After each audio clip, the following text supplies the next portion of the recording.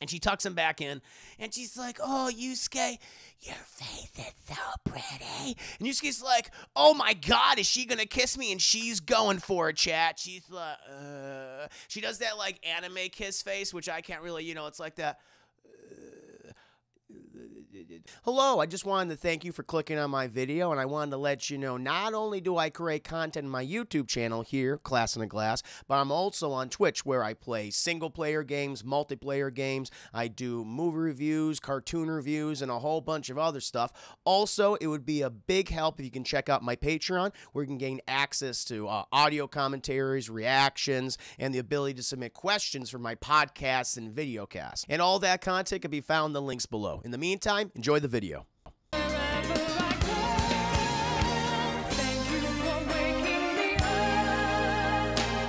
But we can go ahead and get into my review today. As I said, I'm going to be doing a scene-by-scene breakdown for Yu Yu Hakusho episode 4, chat, talking about Yusuke and Keiko and Botan and baby Jesus. What shenanigans are they getting up to today, chat? Well, I'll tell you, chat, at the top. Yusuke is fucking pissed at baby Jesus, chat. Yusuke, he's been floating around as a ghost for days or weeks or however long, chat. And he's like, I've had up to here. I got to hatch this goddamn egg. And hopefully it'll guide me back from the spirit world all the way back to my corporeal form, which is rotting inside of my house because my mother has not been cleaned up herself. This episode confirms Yusuke's mom's a fucking bum. She's a bum. You get the sense that she was a very young mother. She had a very young mother, and she could give a shit less. She's like, I love my son. You clearly don't love him enough. You're like, I'm going to take care of him, make sure that when he eventually gets back to his body, that, I'll be a better mother. She is leaving trash around the house. She's like, food, rotten food everywhere, alcohol bottles. She's terrible. She's a harlot.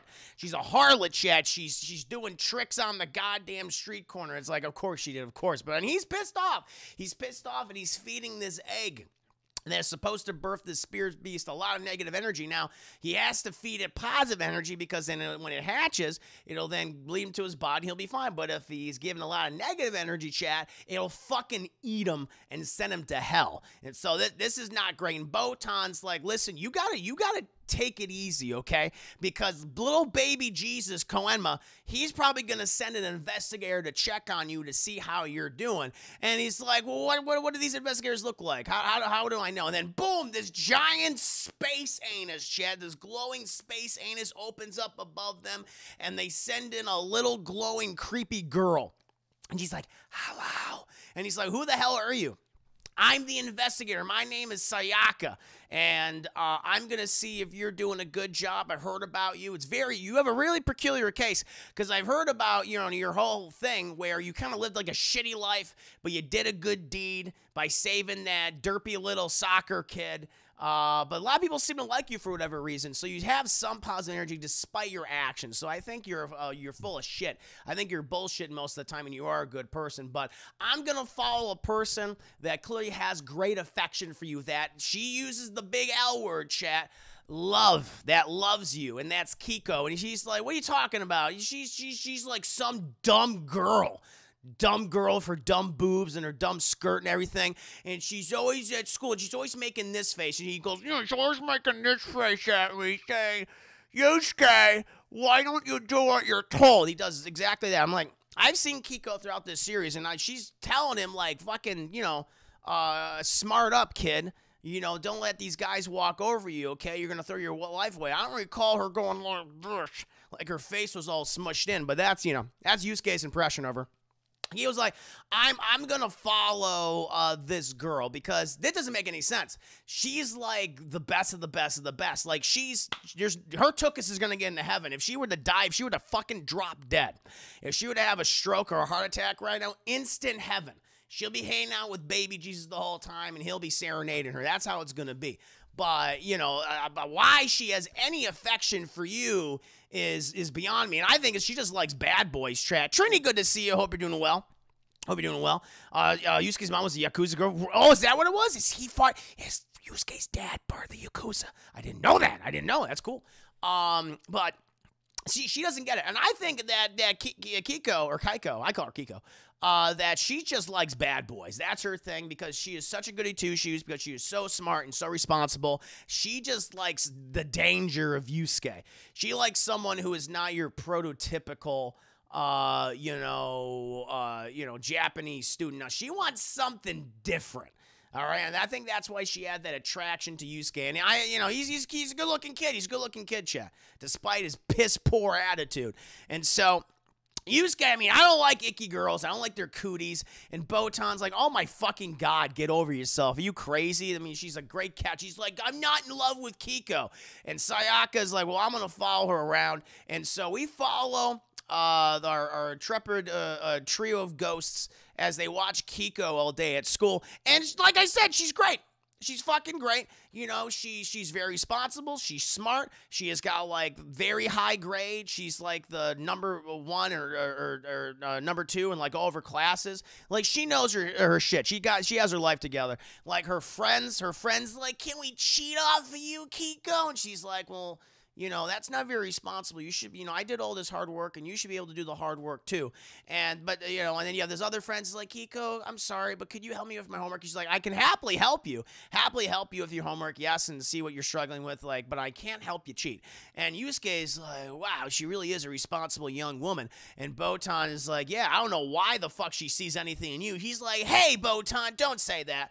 But then Sayaka's like, hey, you two, shut the fuck up. She's talking to a handsome boy. So we see this prototypical handsome anime protagonist-looking guy walk up to Keiko, chat, and he's like, Keiko, that's the thing, because they were reading Joseph Conrad's Heart of Darkness in class, and she was killing it. I will have her do the audiobook, chat. Good old Keiko reading Heart of Darkness. And he walks up and he goes, Keiko, I just have to tell you, the way in which you read that book, it enraptured me. I thought the book was old and dumb, but you made it sound so good with your pretty girl voice. Be my girlfriend. She's like, well, thank you for saying that, but he's like, oh no. Please don't tell me that you already have a boyfriend, that someone holds your hand and kisses your face. And she's like, well, not really, because he's dead. And Yusuke's like, who's she talking about? It's you fucking idiot.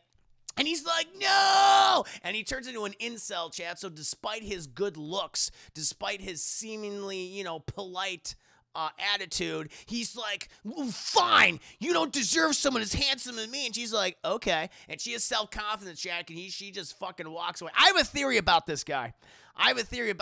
Chat, going later in the episode. I'm going to share my theory in a second. But, there, Botan's like, there you go, Yusuke.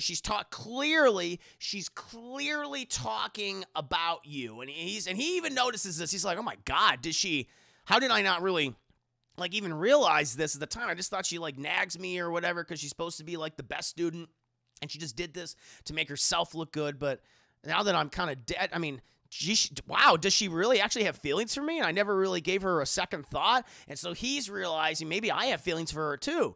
And so eventually, they follow good old Keiko as she goes to Yusuke's house. But, checking on Yusuke and the mom. Oh, fucking knocks on the door, no answer. She opens it, and it's just covered in fucking trash. There's trash bags. There's uneaten food everywhere. Containers, alcohol bottles. It must smell like shit. And right now, as they say in this episode, Japan's in the middle of a heat wave. I guess where they live in the middle of a heat wave. So just rancid, rotten food, chat, in the summer heat. It's like, God. And she goes and sees a note.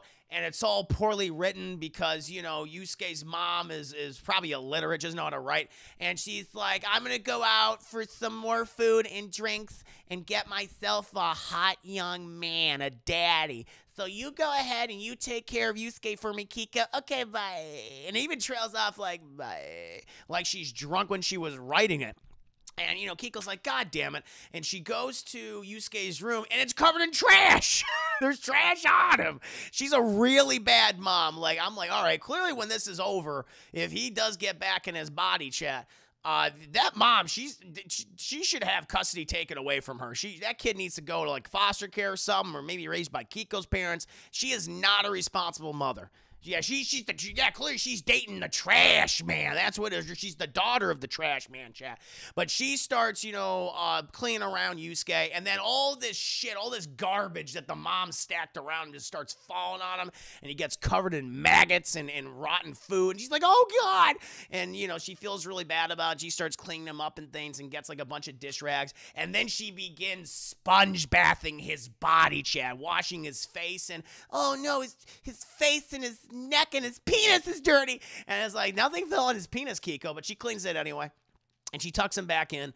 And she's like, oh, Yusuke, your face is so pretty. And Yusuke's like, oh my God, is she going to kiss me? And she's going for it, chat. She's like, she does that like anime kiss face, which I can't really, it's like that.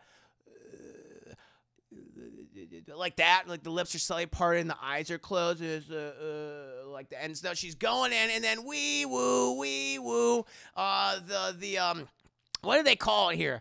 They call it I think it's like the neighborhood watch, and they're just announcing the municipal neighborhood watch, and they're saying like, hey everybody, there's a heat wave going on. And there's this is a new element in the episode. There's a crazy fucking serial arsonist who's already burned down 11 homes today. So be on the lookout for it, for this guy. And, Kiko's like, oh, no, well, I don't know what I was thinking, trying to kiss Yusuke without his permission. I know one day he shall soon return to his body, but I gotta go. And so she leaves. She leaves without kissing him, chap. Kind of like a sleeping beauty, but the reverse of the genders, if you will. And Yusuke's like, oh my God, she was going to kiss me. She does have the hots for me. I mean, I never realized that Keiko felt this way, and I feel about Keiko, and I can't believe it. And the investigator's like, And Botan's like, see, I told you she likes you, just never gave her a second thought, man. Always thinking about yourself because you're so selfish. And Botan and Yusuke, they're arguing back and forth. Meanwhile, the arsonist shows up, chat, and he has this soda can filled with like kerosene. It's got a little cloth in there, and he lights it, and he throws it into Yusuke's house.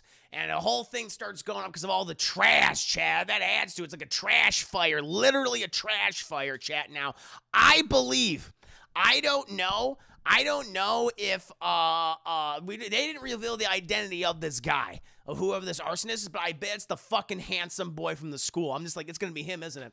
And I'm gonna tell you right now, they don't confirm it in this episode. However, they might confirm it later on, chat, but I don't know. And Yusuke's like, oh, Jesus, fucking, oh, God, no. My body's gonna burn. And he goes in and he's trying, wake up, stupid. But he can't. He's like, fuck, Botan, can I possess myself? And she's like, sorry, man, those aren't the rules. He's like, oh, Lord. And she's like, listen, how about you try to get Keiko? Well, I go for Kuwabara. He helped us out last time. He's like, Kuwabara, I mean, all right, I guess. And so they fly off in two different directions. Yusuke, he goes after Keiko, chat, and everyone's like seeing the fire from his home, the smoke go up and everything. And you have these citizens are going, oh my God, that must be the 12th fire this week. This guy's a serial arsonist. We should go over there and help. And then Keiko said, because they mentioned the street where the fire is, and she's like, it's 4th Street in Japan. That's, oh my God, not 4th Street in Japan. That's where fucking Yusuke lives. I gotta go over there and get him. And so she runs back to the house. Meanwhile, Botan, she is watching Kuwabara. Kuwabara is practicing his kung fu fighting moves on like a dummy that's made to look like Yusuke, chat, because even though Yusuke's dead, Kuwabara still wants to beat the shit out of him, chat. But then Botan, she like puts her hand through Kuwabara and gives him because he believes in ghosts and shit and demons, and so he can sense them when they pass through him. It gives like a chill down his spine. And I guess, he turned around, he sees the fire, he's like, that's where Yusuke lives. Oh, I bet that idiot got himself in trouble. I'm coming, Yusuke. And so he runs that way. Meanwhile, we cut back to Keiko. She has arrived, and all the men are trying to put out the fire, chat, but they ain't got shit. And Keiko's the only one with balls. He's like, we gotta go in there. There's a person in there. It's like, the fire is too strong now. You can't go in there. You're a woman. She's like, get the fuck out of my way. And she bursts right into, she douses her, smart. She puts a whole shit ton of water on herself, chat, and she goes right in there, but it's a fucking inferno. everything. Urameshi. It's because it's Yusuke Urameshi. That's his last name. But the whole thing's on fire, and she's trying to fight through the fire, Chan. Eventually, she gets to Yusuke's room. However, it's like part of his body's on fire. He's like, and all that. But she grabs him. She puts the fire out, on his clothes and shit. And she wraps him up in the sleeping bag, and she starts dragging him out. But the fire blocks her way, and she's like, oh, no. Meanwhile, Kuwabara, he's outside, and he's like, we gotta get in there and save you, Urameshi. And, like, one of Kurobao's friends is there, too. It's like, hey, I think we saw that girl, Keiko. He's like, Keiko? That girl whose boobs I touched in a previous episode? That's the one. Oh, what's she doing here? I need to save her too. And so he starts going towards the fire, but he can't get in because the flames are just so powerful, Chad. He's trying to look for a way in, but he can't do it. And at this point, Yusuke's like, she's gonna fucking die. She's gonna die because of my stupid dead body. And Botan and Sakai are like, okay, listen, there is a way to save her. And he's like, how? He's like, your spirit egg, the spirit egg, you can hatch it early. If you just throw it into the flames, the intense heat will birth the spirit beast, and it will guide Keiko out of the house. And he's like, okay, so do I get another one? He's like, no, this is it. That was it. That's baby Jesus gave you that, and there's no other way you can get back to your body. You're fucked. So he's saying, like, I can save her. And, but there's no way I can get back to my body anymore. And she's like, yeah. And he's like, oh. And the fire keeps getting worse and worse and worse. And eventually he's like, shit.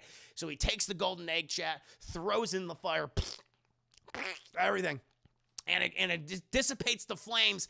And the spirit beast becomes like this. It turns the flames blue, which it means they're hotter, but I guess not in this case. But it leads her a path out of the house, and she's dragging the body. And then Kuwabara's able to get in because the spirit beast dissipated the flames. And he's like, Keiko, do you need help? And she's like, yeah, Kuwabara, I need help. And so they drag out Yusuke's body together. And the mom arrives on the scene. She's like, who burned down my house? Who fucking did it? Fuck you. And he's just drunk out of her mind. And the house burned down later on, and they're like, well, it's okay. All that mattered is that we got Yusuke. And Kuwabara's freaking out because he's like, what are you doing with Yusuke's dead body? She's like, don't know, Kuwabara. He's going to return to his body.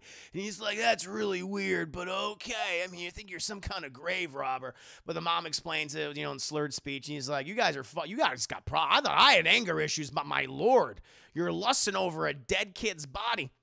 Yusuke's observing this, and he's like, well, I'm just happy that I managed to save Keiko. That's all that truly matters to me. I'm angry that it came to this, that I blew my last chance, but it was for the right reasons. And Sayaka noticed this, and she's like, you know what? I'm gonna put a good word in for you with the big man, with baby Jesus. And he's like, really? He goes, yeah. And she sends off her little note to him, and like a minute later, fucking baby Jesus is like, sup, motherfuckers? And he's like, baby Jesus, oh Jesus, hi. Well, what do you need? And his name is Koan, my chap, but it's baby Jesus. And he's like, listen, Botan and Sayaka's like, her report was glowing of you and the love for Keiko. And this is unusual, man. This is unusual, but I have to say, I'm gonna make another exception. He's like, really? He goes, yeah.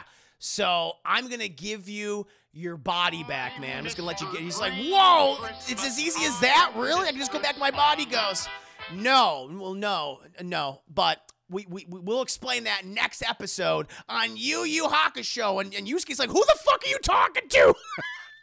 And that, my friends, is my scene by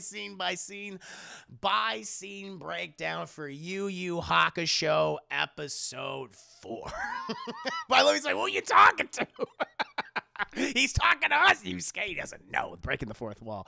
You thank you, Little Stupid. Yusuke's mom. Girl, you're in love with my dead son's buddy. You're a freak, huh? Go on, then. Exactly what happens. And thank you. We got a new follower here, chat, a new Grinch, if you will. Big Mike 97, thank you, the follow, welcome, the stream.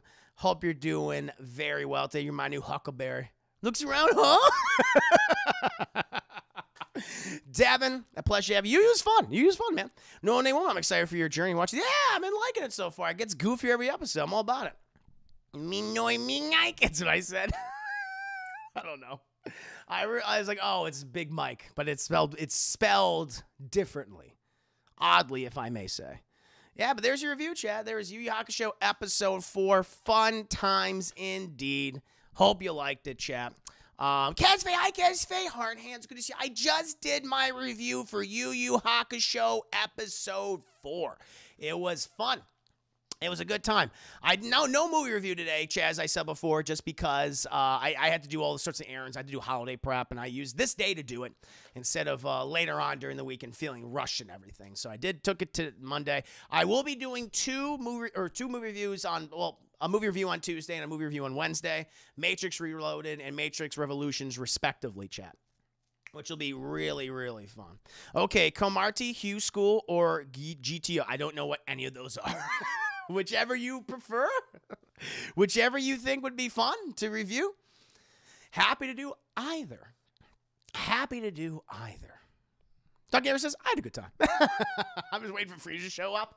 This is even my final form. Stupid monkey. I hope so. Yeah, it's great teacher Onizuka. It is. All right. Boom. There it is. It's been chosen. The die has been cast, chat. And it's great teacher Onizuka. Fair enough. Sounds good. Sounds good, chat. So hope you enjoyed that little review right there. I'm going to take a momentary break, chat. Momentary break. I'm going to refill my coffee. Spice it up a little bit. What's on YouTube free? Oh, perfect. Very convenient. Very good. Corey's house goes. Welcome to stream. I hope you're having a very nice evening. A pleasure to have you here. Hello. Alan, good to see you. I moved to New. Oh, good, man. I know the movie it can be very stressful. Apologies to have you here right now. Wem3, good to see you. Juicy. Just finished my review for Yu Yu Hakusho episode 4. That was fun. Oh, thank you, Gasfay. Yeah, I've worn these before, but it's been a long time. It's been a long time since I've put these. I don't know why I haven't been wearing them. I was like, oh shit, I had these.